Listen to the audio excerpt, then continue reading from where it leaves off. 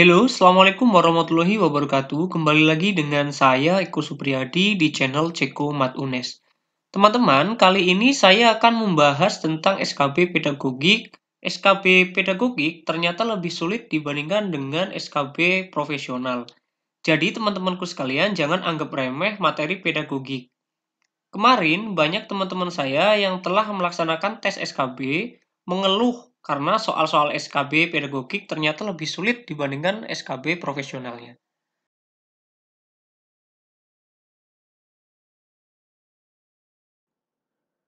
Bagi peserta didik yang belum mencapai KKM, maka diberlakukan untuk program remedial. Pembelajaran remedial merupakan kebutuhan atau hak peserta didik. Dalam pembelajaran remedial digunakan metode yang bervariasi yang disesuaikan dengan A. Nilai kognitif pembelajaran, B. Sikap peserta didik dalam pembelajaran, C. Kriteria kelulusan minimal, D. Kesulitan belajar peserta didik, E. Metode pembelajaran. Menurut teman-teman, ini jawabannya apa ya? Jawabannya adalah D. Kesulitan belajar peserta didik. Mengapa? Bagi peserta didik yang belum mencapai KKM, maka diberlakukan untuknya program remedial.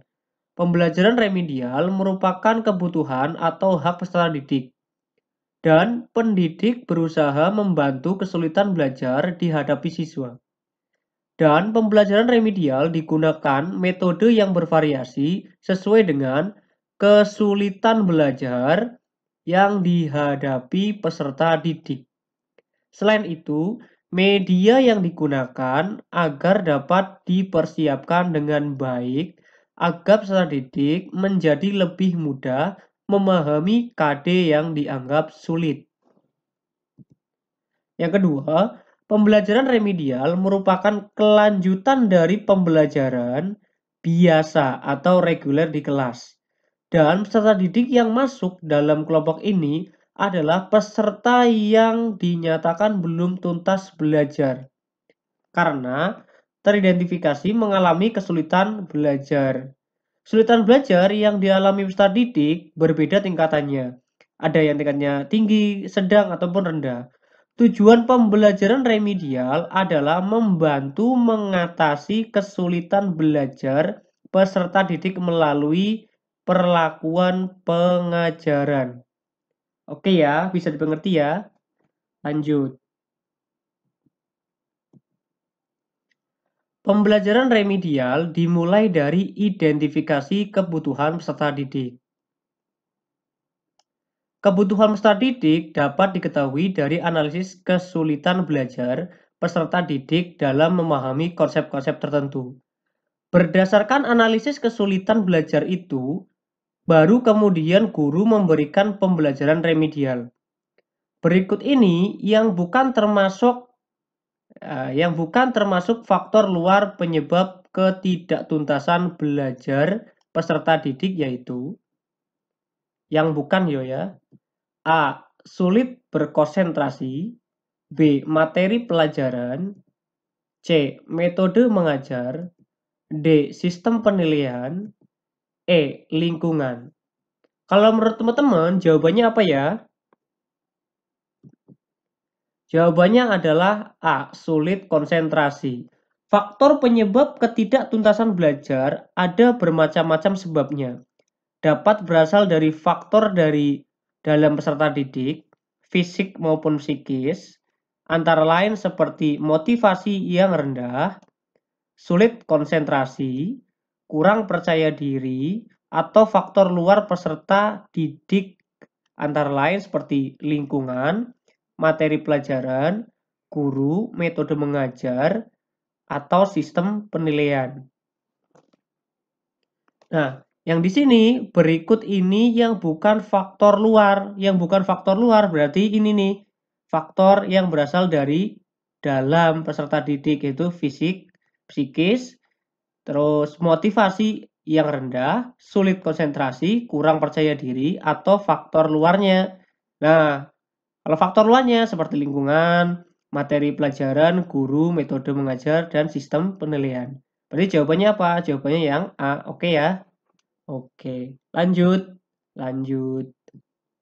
Pada pembelajaran tema bumiku kelas 6 SD mata pelajaran IPA tentang gerhana bulan, diperoleh hasil evaluasi pembelajaran 30 peserta didik, terdapat 10 anak yang tidak memenuhi batas ketuntasan minimal. Program remedial yang tepat dalam kasus tersebut adalah A. Memberikan bimbingan secara kelompok menggunakan lembar kerja peserta didik. B. Memberikan tugas latihan dengan memanfaatkan tutor sebaya. C. Memberikan tugas individu membuat gambar gerhana bulan disertai penjelasan. D. Memberikan pembelajaran ulang di kelas. E. Menjelaskan kepada peserta didik satu persatu. Menurut teman-teman, ini jawabannya apa ya? Jawabannya adalah B. Memberikan tugas latihan dengan memanfaatkan tutor sebaya. Kenapa kok begitu? Ini penjelasannya. Program remedial dapat dilaksanakan melalui bimbingan secara perorangan. Bila ada beberapa peserta didik yang mengalami kesulitan yang berbeda-beda, sehingga memerlukan bimbingan secara individual. Bimbingan yang diberikan disesuaikan dengan tingkat kesulitan yang dialami oleh peserta didik. Pemberian bimbingan secara kelompok bila terdapat beberapa peserta didik mengalami kesulitan yang sama. Pemberian pembelajaran ulang apabila sebagian besar atau semua peserta didik mengalami kesulitan. Pembelajaran yang dilakukan dengan metode atau media yang berbeda menyesuaikan gaya belajar peserta didik. Guru perlu memberikan penjelasan kembali dengan menggunakan metode atau media yang lebih tepat. Pemberian bimbingan dapat dilakukan melalui tugas-tugas latihan secara khusus dengan memanfaatkan tutor sebaya baik secara individu maupun kelompok. Kita analisis yang soal tadi. Pada kasus tersebut, terdapat 10 anak yang tidak tuntas. Program remedial berikut A. Memberikan bimbingan secara kelompok menggunakan media gambar. Kurang tepat jika berkelompok karena bisa saja dalam satu kelompok seluruh peserta didik mengalami kesulitan belajar. Yang B. Memberikan tugas latihan dengan memanfaatkan tutor sebaya. Tepat dilakukan karena bisa menghemat waktu, mengefisien sumber daya yang ada. Dalam waktu yang sama, seorang guru bisa membuat kelompok siswa yang belum mencapai ketuntasan belajar dan juga kelompok siswa yang sudah mencapai ketuntasan belajar. Kelompok siswa yang sudah tuntas bisa menjadikan tutor bagi temannya yang belum tuntas. Diharapkan dengan diajarkan oleh tutor-tutor sebaya, kelompok yang belum tuntas lebih nyaman dalam belajar dan tidak sungkan dalam mengemukakan kesulitannya. Kelompok siswa yang sudah tuntas diharapkan memperoleh pengalaman baru dan wawasan dalam belajar. Memberikan tugas individu membuat gambar gerhana bulan disertai penjelasannya. Kurang tepat karena, terutama bagi siswa yang mengalami kesulitan belajar, berasal dari faktor dalam, sulit berkonsentrasi, atau tidak mudah memahami. Yang D. Memberikan pembelajaran ulang di kelas tidak tepat karena mengurangi waktu pertemuan pembelajaran terutama bagi kelompok yang sudah tuntas. Yang E. Menjelaskan kepada peserta didik satu persatu tidak tepat karena terlalu banyak memakan waktu.